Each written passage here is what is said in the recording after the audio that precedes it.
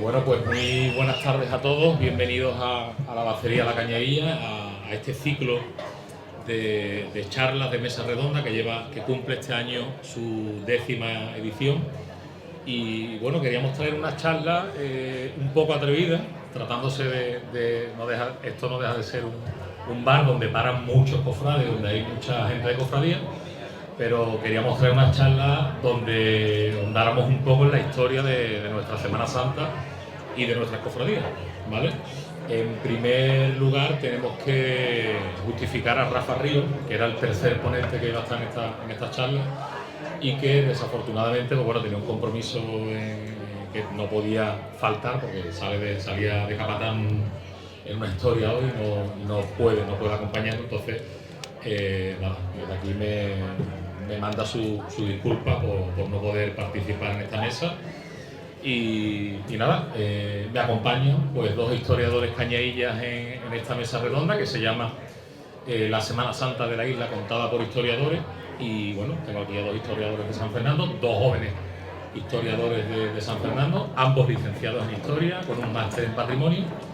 Y bueno, vamos a empezar un poco también a contar lo que es la historia de la Semana Santa de San Fernando. Y bueno, os doy las gracias en primer lugar por estar aquí a los dos, a Natalia Gómez Torres y a Rafael Guirado Romero, que vamos a echar un ratito. Entiendo que para hablar de historia en una hora y poco que vamos a estar es muy difícil, vamos a intentar resumir lo máximo, pero bueno, vamos a intentar sacar todo el jugo que tiene la Semana Santa de San Fernando desde que empieza hasta nuestros días, ¿vale? En esta horita y poco que estaremos aquí con todos vosotros. Bueno, pues os doy las buenas tardes a los dos de nuevo y empezamos por el principio, ¿no? ¿Cómo podríais empezar a contar la historia de la Semana Santa de San Fernando? Rafa, por ejemplo. Pues bueno, antes que nada, pues buenas tardes. Esa pregunta se podría responder partiendo de la base de los propios orígenes de la ciudad de San Fernando. Esta Semana Santa es una Semana Santa que al final nace en el siglo XVIII, entonces hay que tener en cuenta que una Semana Santa moderna comparada con el resto de ciudades cercanas de la provincia. También San Fernando es una ciudad moderna, en el sentido de que en ese momento aún estaba unida a Cádiz, cuando empieza a haber procesiones incluso. Y tenemos que tener en cuenta los dos primeros enclaves donde vamos a tener un culto externo durante la Semana Santa, que son el Carmen y el Castillo San Romualdo. Partiendo de esa base, hay que hablar de las devociones históricas de la ciudad, de la Cruz, Nazareno, Soledad, que al final también necesitan un poco ese punto de partida. Empezando por el Nazareno del Carmen, ¿no?, que podía ser la primera procesión verificada en la Semana Santa de San Fernando, el Viernes Santo de 1751, y ya después pasar a la Soledad, por supuesto, con la salida ya desde final de la década del 60, ¿no?, 769, cuando salen por primera vez las calles de la Soledad de San Fernando. Si hablamos de reglas, la primera hermandad constituida con reglas en San Fernando, hablamos de la Soledad, ¿no? Es la decana, ¿no, Natalia? Sí, y también encontramos en el libro de Fernando Sí, encontramos que una de las hermandades más antiguas también es del Rosario. Cuando hablamos de que la Semana Santa tiene influencia de Cádiz y surge gracias también a las hermandades de Cádiz, encontramos una serie de hermandades letíficas o sobre todo marianas también, como la Virgen del Rosario, la Virgen del Carmen, Divina Pastora, que luego dará lugar a la hermandad de la Pastora que es hoy, que se refundará. Encontramos también las hermandades de Santa Bárbara, de San Pedro, San Antonio Abad, pero de penitencia había muy pocas, solo había 5. Y suelen ser el trío, el cuarteto típico de todos los lugares, un Santo Entierro, Nazareno, una Veracruz, y bueno, pues es eso. No, al final, no, lo que dice Natalia, San Fernando es verdad que fue una ciudad muy letífica hasta el siglo XIX, como dice ella, había más de una docena de hermandades letíficas, muchas de las cuales no han llegado hasta nuestros días, exactamente, muchas más que las de penitencia, y de penitencia, como dice ella, excepción de Columna, que ya es a final del siglo XIX, las históricas no. Estamos hablando de hermandades que verificaban su salida profesional con el 18 muy pocas corporaciones. Como dice ella, Santa Bárbara, ¿no?, la Hermandad de la Esperanza, San Antonio, son hermandades que van a tener el poder, pues San Fernando es una ciudad que cuando ya se independiza de Cádiz va a tener una gran preeminencia de corporaciones letíficas. Pero es verdad que la Semana Santa al final nace precisamente los enclaves históricos y con las devociones, ¿no?, que se dan, como dice Natalia, en todos los pueblos, que todos los pueblos tienen una Veracruz, un Santo Entierro, una Soledad y un Nazareno. Porque tú que has dicho que pertenecíamos a Cádiz, has dicho al recalcado que pertenecíamos a Cádiz, ¿qué influencia ha tenido en esta Semana Santa? ¿Puramente gaditana? La Semana Santa, a ver, hay que partir que quizás la influencia más importante que tiene Cádiz la Semana Santa ya es en el 19. En el 18, las primeras procesiones que al menos tenemos constancia y los documentos que hay, era más bien una influencia general. Hablamos de que, por supuesto, las procesiones hay que concebirlas como procesiones donde no había pasos, no eran andas, de pequeño formato. Hay que hablar, por supuesto, de que las túnicas, por supuesto, eran diferentes, hasta la prohibición de Carlos III del uso de ornamentos bordados y de unas túnicas pues más elaboradas. También hay que entender que el templete, que bueno, con que si viene de Cádiz ya viene en el 19, anteriormente teníamos palio, las Virgen de la Soledad procesionaban un paso de palio, más al estilo del que algunos pueden ver en el famoso grabado del Silencio de Sevilla de 1610, donde se ve un palio pequeñito de 8 varales, de un formato pues de unas andas reducidas que irían cargadas a hombros y que era pues bueno eso, un palio de traslados hoy en día como vemos en Montesión, como vemos en otras corporaciones. Y si hablamos ahora que ha dicho Rafa del templete, Natalia, ¿de dónde viene el templete? ¿De la parte letífica de las hermandades? Podría ser. Es verdad que el templete como tal es una influencia que no viene solamente de Cádiz, sino que en la propia Málaga tenemos el templete. Incluso en Cádiz, más que el templete, durante muchos años también va a haber un estilo del palio gaditano que le llamaban, que era un palio chavado de 8 varales, de 6 varales, que algunas corporaciones tenían, el Eceomo de Cádiz, los servitas también los sacaba. El templete va a convivir precisamente con esos palios chavados, y aquí en San Fernando recordemos también que no todas las hermandades sacaban a las Virgen en solitario, solamente la Soledad en principio. Recordemos que Expiración no sacaba a la Virgen en solitario, Nazareno durante bastante tiempo no sacó a la Virgen de los Dolores, Santo Entierro no sacaba a Dolorosa, Veracruz no verificó salidas procesionales hasta el siglo XIX, entonces la única Virgen que procesionaba en solitario era la Soledad. Y vamos a tener esos 100 años prácticamente de un palio en la isla hasta que la Soledad cambie el templete, que prácticamente coincide con la irrupción del templete en otras hermandades. El Carmen ya saca el templete, tenemos también por ahí también el templete de Lágrima, que ya un poquito más posterior, la Virgen de los Dolores, pero eso ya son ya a final del siglo XIX. O sea, hay constancia de que el paso de palio llega antes de San Fernando del Tercero. La Soledad es la primera imagen que saca un paso de palio en la isla.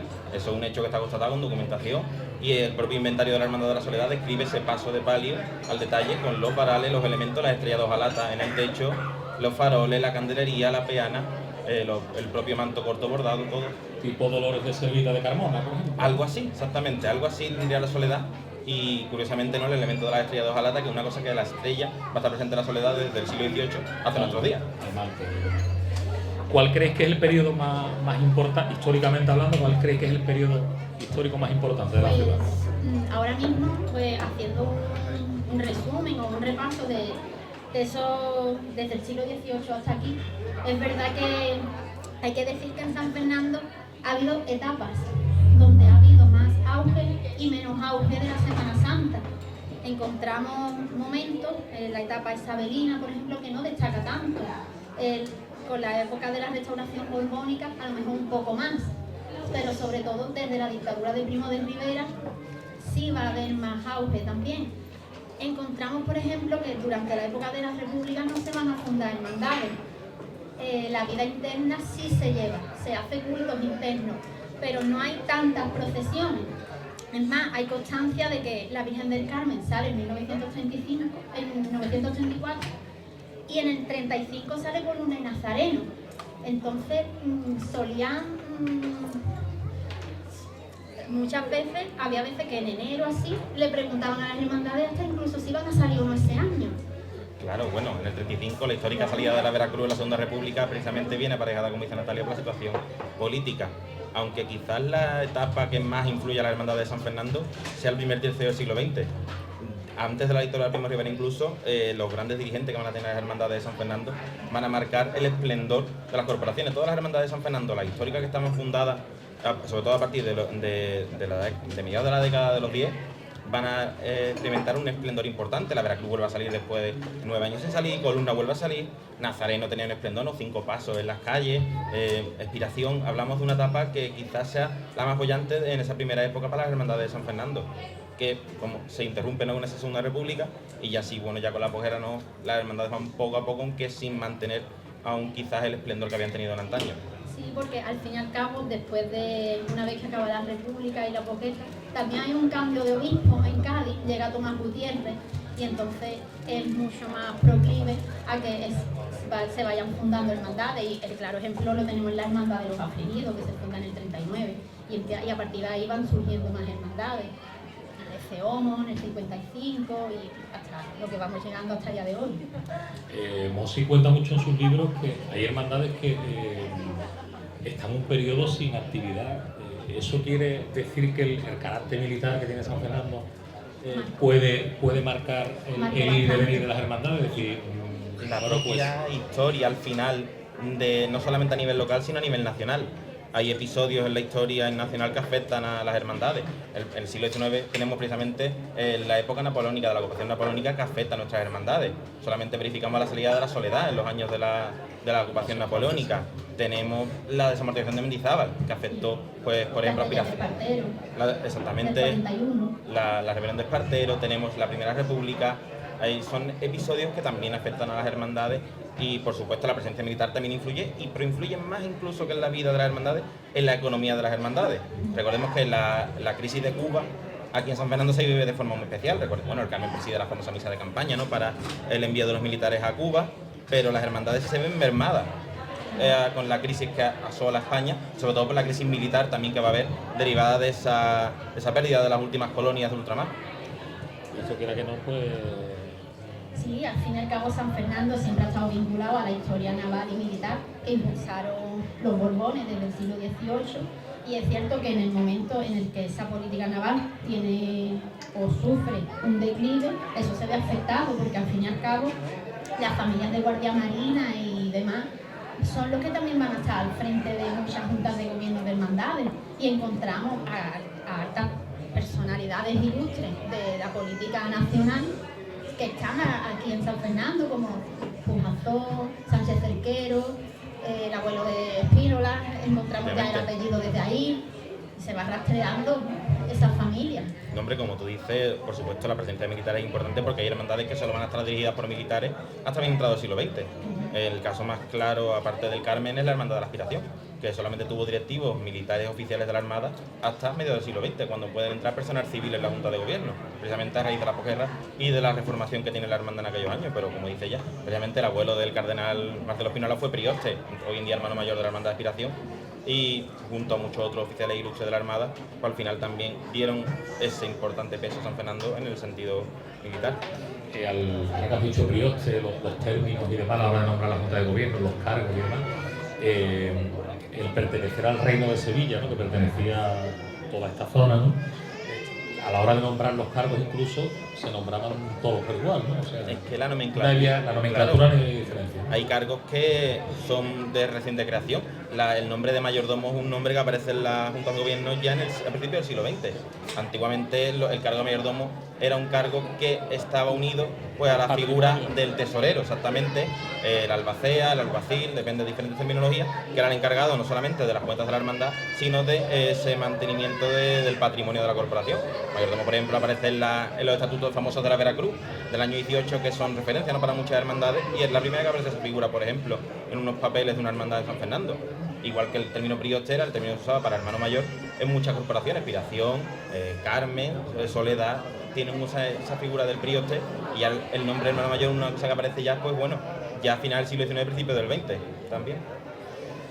¿Creéis que el patrimonio se ha incrementado en este último tercio, digamos, del siglo, principio del siglo XXI?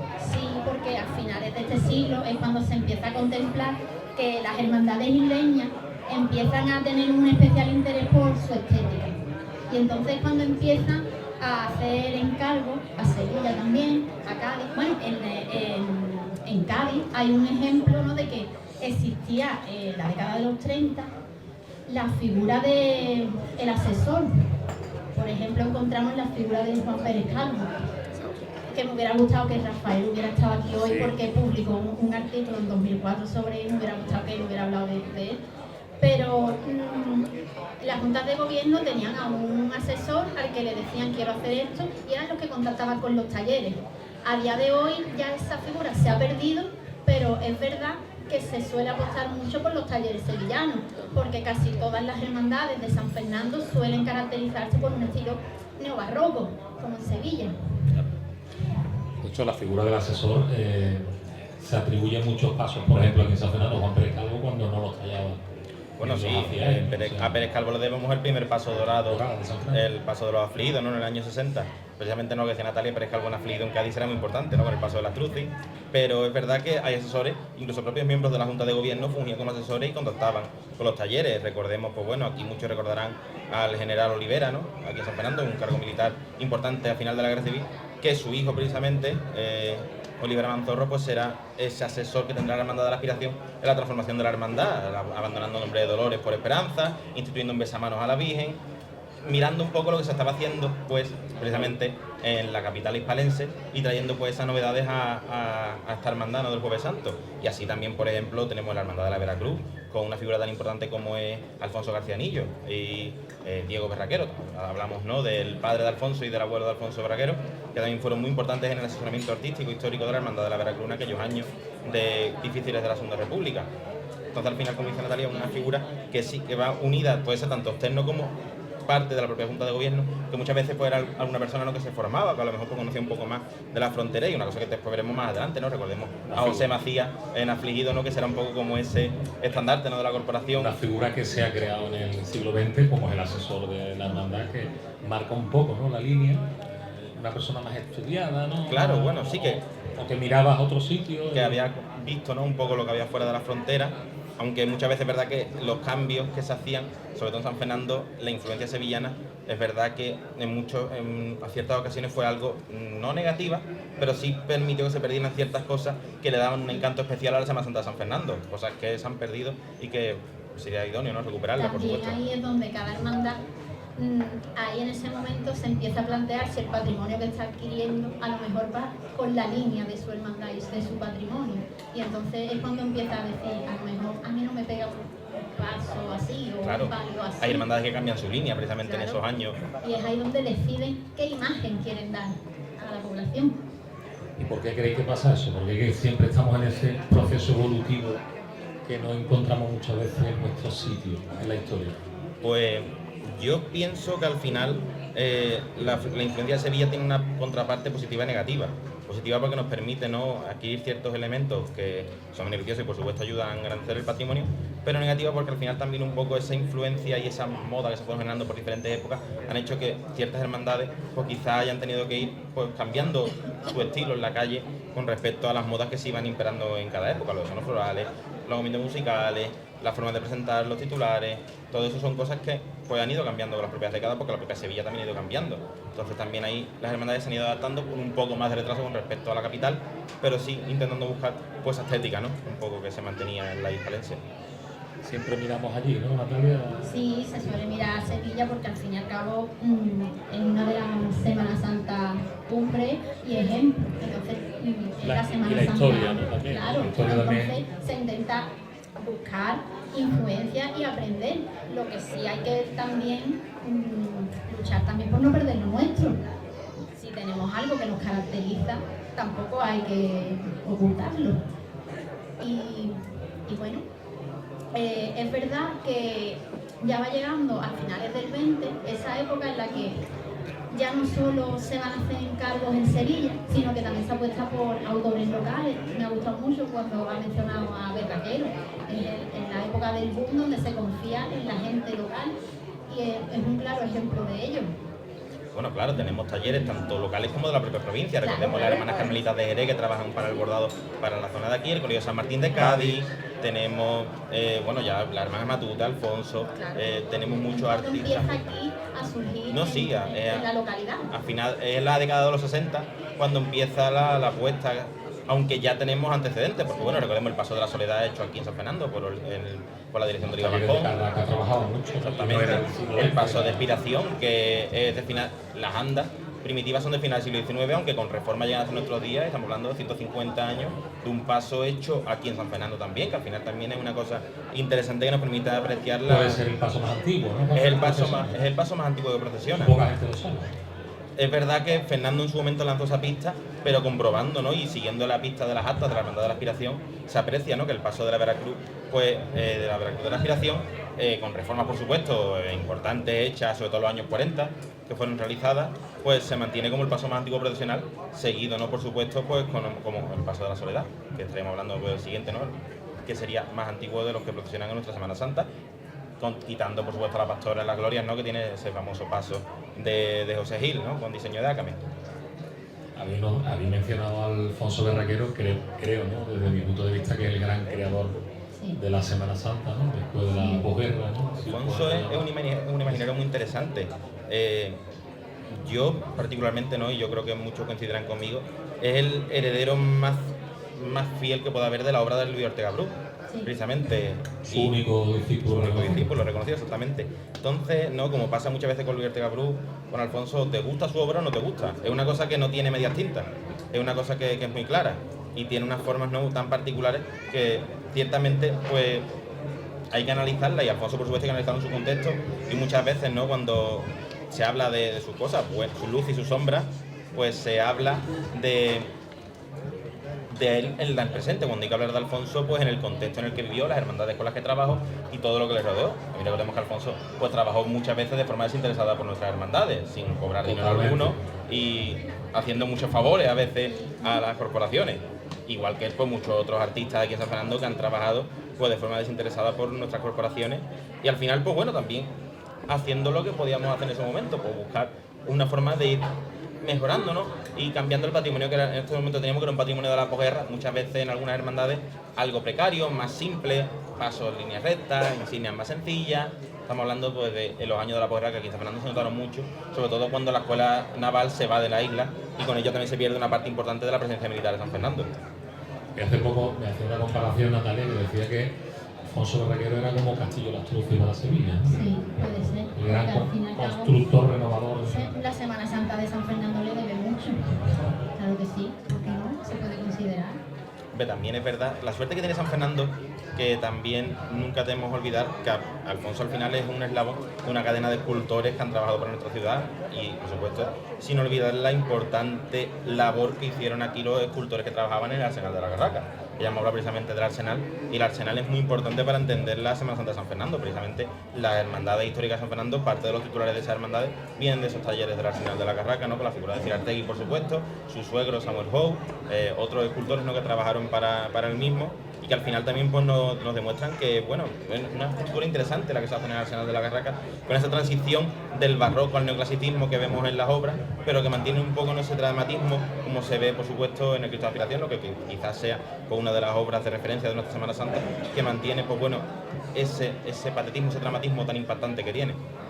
Aparte, él es partícipe de una etapa también donde fundan muchas hermandades, ¿no? Vamos a entrar ya en los años 80, ¿no? Por ejemplo. Hombre, el Concilio Vaticano II es el punto de referencia. Sí, ahí es cuando empiezan a proliferar las hermandades y empezamos a encontrar ya, pues, además en el periodo de la transición, sobre todo, encontramos ya pues a Gran Poder en el 77, ya empezamos a encontrar Caridad, Puerto y todas las demás hermandades que hoy conforman la Semana Santa de San Fernando. Empiezan a surgir ahí en los 70, 80 y 90. Claro, no, por supuesto, la Semana Santa de San Fernando, como ha dicho antes Natalia, la dividimos por etapas, y hemos dicho que hasta la Segunda República teníamos una Semana Santa diferente. La posguerra, ¿no? Desde los años 40 hasta la muerte de Franco, podemos hablar de una Semana Santa de otra forma, más castrense, con menos aspavientos, más recogida, ¿no? Una forma pues más religiosa, y es a partir de los años 70 cuando, precisamente con la transición, pues al final la historia nacional otra vez influye en la Semana Santa, influye precisamente en esos jóvenes, ¿no? Que en ese momento se acercaban a las hermandades y que hacen que la Semana Santa pues comiencen a evolucionar hasta que los años 80 llegan, ¿no? Pues ese boom en las cofradías, y esa época, como se dice muchas veces, no de los excesos, ¿no? Porque también hay que entenderlo en su contexto, que al final pues es una época en la que la gente pues demostraba pues un poco esa efervescencia cofrade, que fue, pues dicen, ¿no? Una de las épocas doradas de la Semana Santa. Una época dorada también, porque había mucha gente que se enfadaba en una hermandad y se iba y fundaba otra con otro amigo. Aquí en la isla tenemos varias hermandades que son el resultado de hermandades anteriores fundadas, ¿ves? Todos lo sabemos. y sabemos qué hermandades son y por supuesto pues unas dan lugar a otras. El Cristo Rey da lugar a prendimiento, Santo Entierro da lugar a humildad, San Nazareno da lugar a desamparado, Caridad da lugar a rosario. Hablamos, ¿no?, de hermandades que surgen a la par de otras corporaciones, que al final pues bueno, pues es interesante. Un poquito, no te escuchas, que te suba el micrófono. Ah. No te escuchas. Que es una época se puede decir dorada también, pero después llega un estancamiento en la Semana Santa de San Fernando. Nos creemos que prácticamente lo tenemos todo hecho. Sí, puede ser. Y se queda como dormida, ¿no? Al final de los años 90, a principios de los 2000, coincide con el sínodo diocesano. Quizás podemos hablar de que en esa época hay un estancamiento también. Las generaciones cambian, esos jóvenes, ¿no?, que en ese momento habían estado por las hermandades, algunos sí seguirán dentro de las mismas, otros pues, al final pues por no ser escuchados acabarán en otras corporaciones. Al final la historia no tiene esos ciclos. Al principio de los 2000 vimos una época en la que tenemos, como tú dices, una época de estancamiento, pocos estrenos, pocos avances, hermandades que se mantienen, y ya no será hasta final de los años 2000, antes de llegar a 2010, cuando empieza quizás otra etapa, ¿no?, diferente para la Semana de San Fernando. Entramos un poco en los años 90, años también, etapa o década de cambios, de estrenos. Se estrena el misterio de Cristo Rey, de Miñarro, se nos abre una puerta, ¿no? Yo creo que es cuando...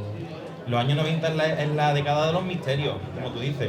Aparte del misterio de Miñarro tenemos el misterio de Ceomo, tenemos la conclusión del misterio de prendimiento a falta, ¿no?, de las últimas incorporaciones, tenemos también pues, cambios sustanciales, la hermandad del perdón, por supuesto, tenemos también la irrupción de nuevos pasos, el Cristo de la Sangre y Humildad Procesión en esa década, la Virgen del Prendimiento, Desamparados, la actual Dolorosa, tenemos la Virgen de las Penas. Los 90 es una época pues, de nuevos pasos en los desfiles procesionales, que también es una cosa interesante de analizar. Precisamente titulares que a lo mejor incluso fueron fundacionales. La Virgen de las Penas la titula Fundacional de Humildad, sin embargo, pues no procesionó hasta el 99.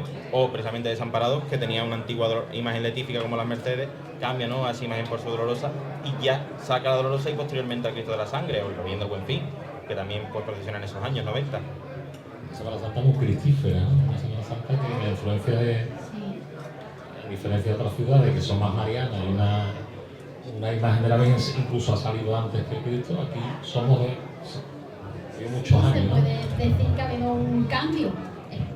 Empezábamos esta charla diciendo que al principio había hermandades más marianas,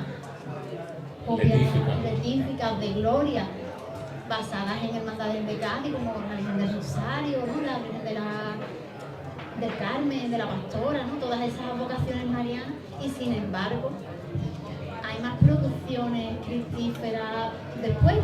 Claro, al final es verdad que la Semana Santa de San Fernando podemos calificarla que es más cristífera que mariana, sin olvidar por supuesto los grandes iconos devocionales marianos, la Virgen del Carmen aparte, no del resto siempre, claro. Pero las hermandades eminentemente marianas son precisamente esa Hermandad de la Soledad, la Orden Celaros y Voz de María, la Hermandad del Rosario, Caridad, aunque también con una presencia importante de Salvación, pero el resto de hermandades siempre han tenido una preeminencia histórica pues más derivando hacia el titular cristífero de la corporación. Una cosa que bueno, que tampoco es algo nuevo porque ha pasado en otras ciudades cercanas también, donde la presencia mariana en muchas hermandades era pues algo más secundario. La propia ciudad de Jerez pasaba con muchas hermandades, donde el Cristo al final la imagen con más peso, en la propia ciudad de Cádiz también ha pasado con muchas corporaciones. Al final es una cosa que es un patrón que podemos seguir pues en diferentes ciudades de nuestro entorno. Una hermandad que llama mucho la atención desde su creación, la hermandad de Columna, ¿no?, fundada en el siglo XX, finales del siglo XX, y que una hermandad que se crea ya con un Cristo, una Virgen, procesionan los dos prácticamente. Bueno, la hermandad de Columna, recordemos, ¿no?, que se funda en 1893 gracias, a cofrades de la Veracruz, que son parte de ellos los hermanos de la Pascua, figuras importantes, porque además, recordemos que fueron los fundadores de uno de los primeros colegios de nuestra ciudad, el Colegio de la Pascua, actual Colegio de la Salle Real. Esa hermandad, Cristo sí saldrá en 1894 por primera vez, pero no como hermandad, sino integrado dentro de la Hermandad de la Aspiración, que fue aquella que acoge a esa primera salida al Cristo de Columna. Lágrima ya saldrá unos años después, porque se bendice en 1899. Exactamente. Entonces, es una hermandad que es interesante analizarla porque la Hermandad de Columna sí juega entre ese final de siglo con la estética y con la evolución, porque recordemos que las otras demás, Soledad sobre todo, es una hermandad que aún mantenía formas más antiguas, y Veracruz, aunque se reorganiza en esa época, ¿no?, a la par que Columna, y procesiona por primera vez en esa época, pues, Veracruz es una hermandad que va diferente, en otro estilo totalmente diferente a Columna, porque siempre se califica a Veracruz como romántica, cuando Veracruz nunca ha sido romántica, una hermandad de corte modernista, siempre apostando por mucha vanguardia en su momento, mientras que Columna sí tiene ese sabor pues más añejo que quizás demanden los cofrades del momento. La hermandad incluso que tuvo hasta su centuria romana. Su centuria romana y el paso de San Pedro. ¿Sabía eso? La centuria romana y el paso de San Pedro con el gallo. Recordemos que las negaciones y lágrimas de San Pedro era un titular de la hermandad que era procesionado, ¿no? Cada jornada de Domingo de Ramos. Que se ha incluido recientemente el jueves. Se ha incluido recientemente, no con la imagen de Tena. Recordemos que aunque el San Pedro que tiene la hermandad, la cabeza del de Tena es el que está en el altar mayor de la iglesia mayor parroquial, mientras que el cuerpo sigue siendo el de Tena, pero la hermandad en un momento se cambian las cabezas y la cabeza del de Tena pasa al altar mayor y el altar mayor pasa al que tiene la hermandad de Columna, las cosas también que se hacían pues, en aquellos años. Bueno, pues por ir terminando ya esta mesa, bueno, yo te iba a hacer una pregunta, os voy a hacer una pregunta antes. Ya Rafa me ha roto un poco los esquemas porque si el palio es anterior, luego llega el templete y la gente considera el templete como el paso icónico de la Dolorosa en San Fernando, ¿vosotros volveríais al templete o os quedaríais con el paso del palio? Yo mantendría los dos. Sí. Yo volvería más paso de templete. Bueno, en general volvería a recuperar ciertas formas de la Semana Santa de San Fernando. Al final, precisamente, el uso de estandarte, el uso de faroles grandes de 2 alatas, las andas pequeñas. ¿Por qué no ver un paso, una imagen aquí en San Fernando con andas pequeñas? Los pasos neobarrocos grandes sevillanos puede haber, pero una peana de carrete al final te da una pestancia y te da una diferencia con respecto a la otra Semana Santa. Un templete o un palio pequeño también, como he dicho, chavado de formas más pequeñas, que quizás nos diera diferencia con respecto a las Semanas Santas de la zona, que también le dieran un sabor especial a nuestra Semana Santa. Alfonso era muy defensor de los faroles 2 alatas y bueno, las cosas, ¿no? Y es que era lo que teníamos en nuestra Semana Santa. La orfebrería era lo que la gente demandaba, lo que las hermandades querían, porque al fin y al cabo siempre hay un espejo donde te quieres mirar. Digamos, ¿no? La pérdida de identidad yo creo que empieza por ahí, porque tú siempre te quieres comparar con... Sí, no, la pérdida de identidad es la posguerra. Esa es donde se pierde la identidad de San Fernando y sin lugar a dudas pues pasa una Semana Santa con cosas interesantes, ¿no? Pero que pierde esa identidad que había tenido hasta ese momento en favor de la influencia sevillana que hemos dicho anteriormente. ¿Cómo creéis que se encuentra ahora mismo, Natalia, la Semana Santa de San Fernando históricamente? ¿Se va a recordar este último periodo? Estamos hablando estamos en el siglo XXI, ¿no? Estamos en los primeros 25 años del siglo. Como historiadora, podemos decir que la historia es imprevisible y todos los cambios inesperados que puedan ocurrir, todo el mundo no lo puede predecir. Pero es cierto que la hermandad de San Fernando está muy viva. Es más, la Semana Santa de San Fernando es de las fiestas locales más antiguas, más celebrada, es la más antigua, es la fiesta local que más se celebra en San Fernando. Entonces yo no creo que se vaya a perder. Experimentará cambios, porque es más, me gustaría, que ha salido este tema, me gustaría aquí citar a Carlos Maura Alarcón, que ha escrito en 2023 el libro de la Semana Santa de Cádiz, y me gusta mucho el final del libro, donde habla, cuando ya ha analizado todo el transcurso de la Semana Santa de Cádiz, cuando dice que las nuevas estéticas, las nuevas ideas, ya se alejan de ese asesor de las juntas de gobierno y que ese papel ahora lo empiezan a tomar los mayordomos o incluso las juventudes que forman parte de las hermandades, que son los más valientes, que al final son los más rompedores, los que dicen vamos a comprar esto, vamos a adquirir tal, porque no aquello, he visto en las redes que tal hermandad tiene esta toquilla porque no hacemos una igual para nuestra Virgen. Y es ahí donde vamos a ir viendo el cambio y la evolución. Al fin y al cabo, la imagen, la estética y el corte de cada hermandad lo va a diseñar los que estén dentro, día a día, trabajando dentro. También, bueno, al hilo no dice Natalia, es verdad que esta época que estamos viendo actualmente quizás sea una de las épocas más interesantes de nuestra historia, ¿no? Reciente, una de las más ricas seguro, y al hilo que decía ella de la estética de las hermandades y cofradías, quizás podemos hablar también que es una época de los revivals, ¿no? Que una cosa que ya se acuñó en Sevilla en los años 90, de esa recuperación de elementos estéticos antiguos.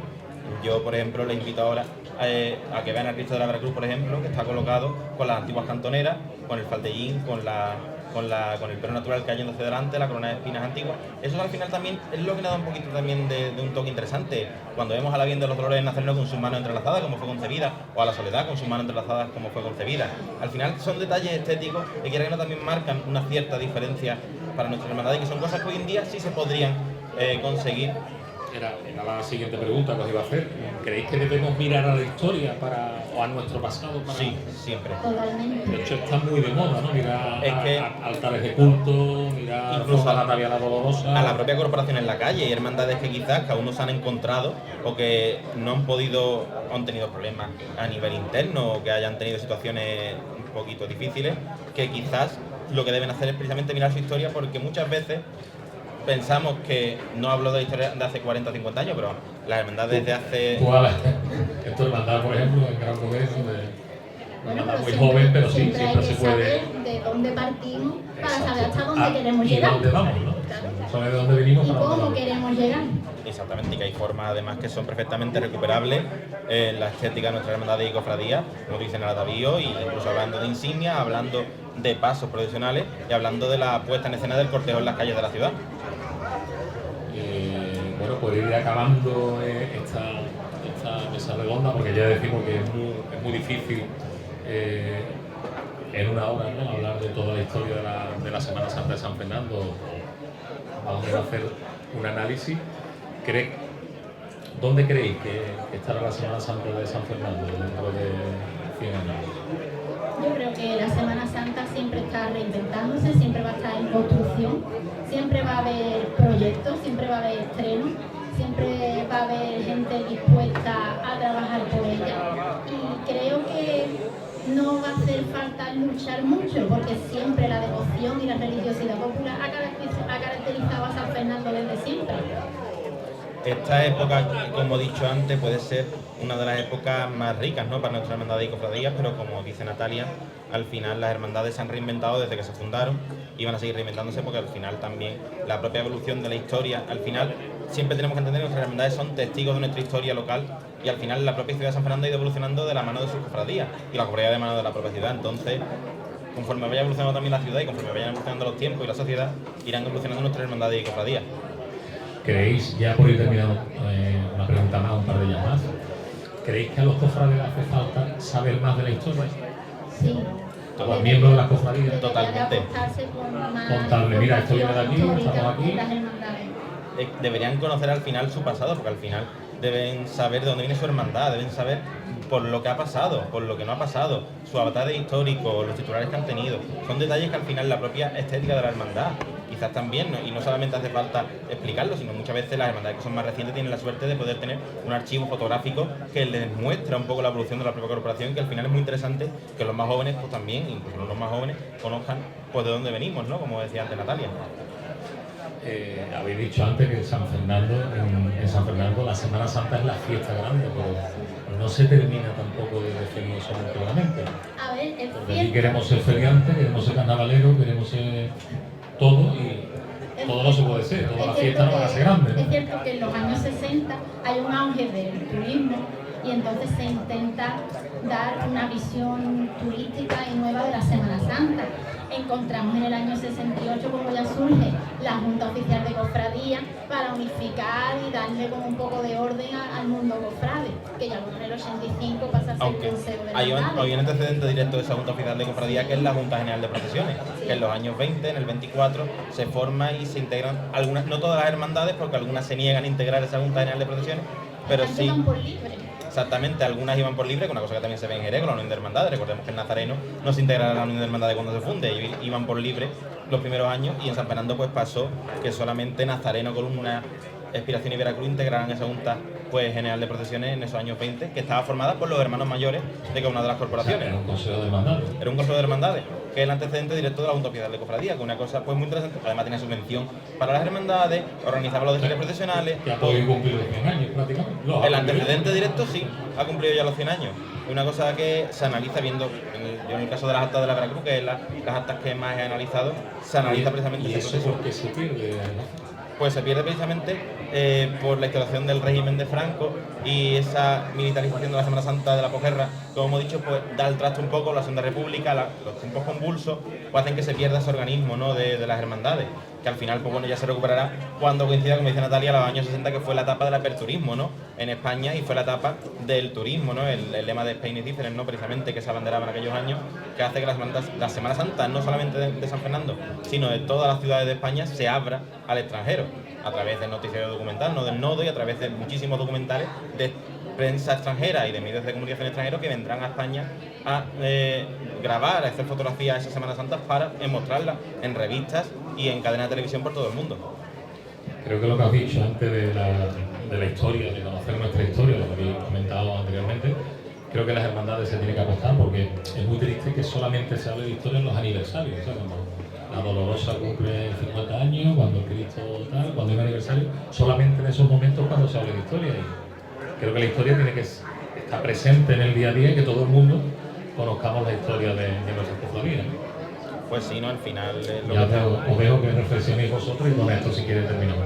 Es algo que las juntas de gobierno también deben hacerse mirar un poco, ¿no? Si se elige camarista, se elige vestidor, se elige asesores, pues ¿por qué no de vez en cuando apostar por historiadores que también ayuden a que se metan en el archivo, que vayan desengranando lo que hay en el archivo, qué falta, qué no falta, por qué falta, qué no se cuenta, por qué no se cuenta? Al hilo de lo que dice Natalia, yo pienso que hay un cargo que debería existir en la Junta de Gobierno, o que fuera un cargo de confianza, que es el cargo de archivero. Sin lugar a dudas, es una figura que aquí en San Fernando no tenemos y que hace de que el patrimonio documental de nuestras hermandades en muchos casos pues esté descuidado, hay que decirlo así, o no, que no se ha conocido y que no esté bien organizado, ni catalogado, ni guardado, ni custodiado con los parámetros que se deben seguir en este tipo de cuestiones. Nos da envidia sana, y me da envidia sana muchas veces cuando veo ciudades como Cádiz o Jerez que tienen esa figura y que conservan, digitalizan y custodian sus archivos. Es una cosa que aquí poco a poco, yo en este caso sí puedo hablar, que en la Veracruz hemos estado digitalizando todo el archivo documental de la corporación y catalogándolo, inventariándolo con los diferentes parámetros que se deben seguir, porque al final un archivo documental, como dice Natalia, la historia, no solamente la historia de la hermandad, la historia de muchas personas y también parte importante de la historia de nuestra ciudad, con lo cual sin ella no podríamos entender cómo evoluciona San Fernando. Claro, el digitalizar está bien, pero corre el riesgo también, ¿no?, de que ese archivo... Pero ahí está, digitalizarlo también. Claro, pero si cuando lo digitalizas es porque lo tienes. Y lo tienes porque sabe que permanece en la hermandad. Exactamente, que esa es la suerte, exactamente. Que hay que custodiar los archivos. Hay hermandades que tienen el archivo prácticamente completo y que sin embargo pues deberían pues... Hay hermandades que a lo largo de su historia, por tantos años de historia que tienen, hay libros de acta que les faltan. Y hermandades recientes. Hay hermandades recientes de mediados del siglo XX que les faltan documentación en su casa de hermandades. De me enfado, me voy de la junta, me llevo los libros, no traigo. Son muy comunes. No solo aquí. No, ha pasado. El secretario de turno, el tesorero de turno se llevaba el libro a su casa y no lo devolvía. Antes de que se lo lleve otro, me lo llevo yo. Esa es la frase. Porque mejor que yo no lo guarda nadie. Pues, eso debería estar la hermandad.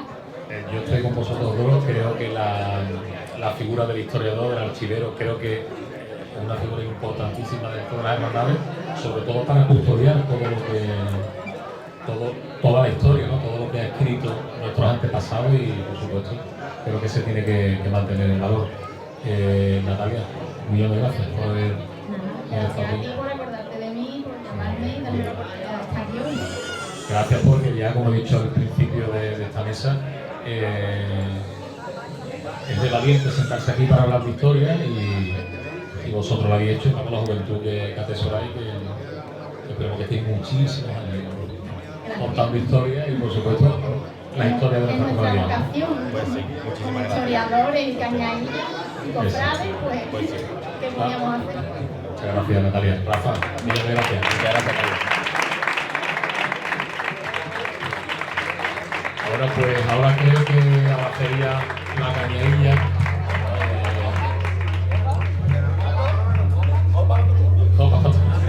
hora feliz, ¿no?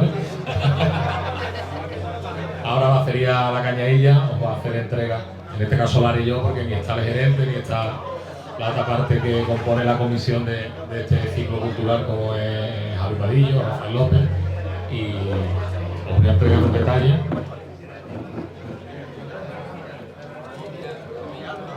aquí mi zapato, eso María Samuel, mil gracias. Bueno, pues aquí tenéis una réplica del cartel de este año, una obra del artista Antonio Alía, en el cual, pues bueno, a ti yo creo que te va a hacer mucha ilusión, bueno, a todos, ¿no? Porque el Cristo de la Veracruz es parte fundamental de todos los cañadillos de la historia de San Fernando, y otro día hablaremos de la historia, ¿no? de la Veracruz. Que este cartel, tengo que recordar que es un cartel benéfico que lleva la batería haciendo desde que empieza con este ciclo de actos en la Cuaresma, y solamente con €1 todo lo que se recaude del cartel irá destinado a Cáritas de la Hermandad de la Veracruz para que ellos lo entreguen o hagan con ellos lo que crean conveniente. Y creo que es una labor muy bonita en la cual, si nadie compra el cartel todavía, que lo compre. Así que un fuerte aplauso para ellos dos y por supuesto para la ciudad.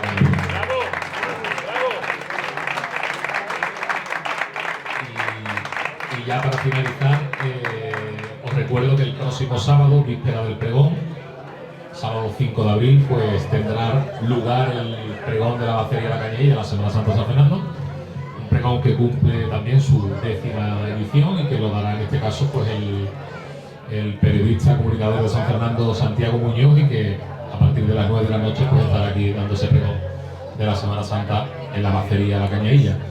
Y los actos finalizarán el jueves de Pasión, que es, ¿qué día es, Rafa? ¿Jueves? ¿Qué día es? El jueves de Pasión, 10 de abril. El 10 de abril se hará entrega del acto de todo lo recaudado por el cartel, así que os animo a que compréis el cartel de la batería con €1. Todo lo recaudado se destinará el próximo jueves 10 de abril a la Hermandad de la Veracruz. Así que, nada, gracias a todos por asistir y por confiar siempre en la batería de la Cañeilla. Y nada, un fuerte aplauso para ellos y ya.